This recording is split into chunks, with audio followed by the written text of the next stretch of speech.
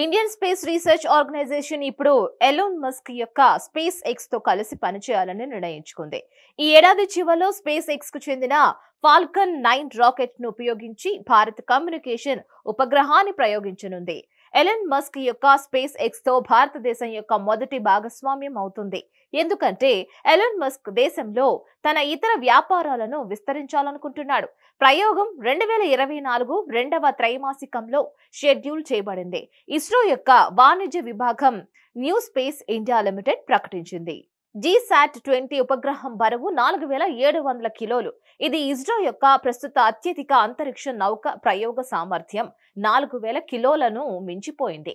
సెకనుకు 48 గిగాబిట్ల సామర్థ్యాన్ని అందించే GSAT-20 హై త్రూపుట్ శాటిలైట్ ను పూర్తిగా స్వంతం చేసుకుంటామని, ఆపరేట్ చేస్తామని మరియు నిధులు సమకూరుస్తుందని NSIL తెలిపింది. స్పేస్ ఎక్స్ మరియు టెస్లాకు చీఫ్ ఎగ్జిక్యూటివ్ గా ఉన్న మస్క్ తన స్టార్లింక్ శాటిలైట్ బ్రాడ్బ్యాండ్ ను భారతదేశానికి తీసుకురావడానికి ఆసక్తిగా ఉన్నారు. ఎలక్ట్రిక్ వాహనాలను తయారు చేయడానికి టెస్లా అక్కడ ఒక కర్మాగారాన్ని ఏర్పాటు చేయడానికి పెట్టుబడి ప్రతిపాదనను కూడా తను చర్చిస్తున్నాడు.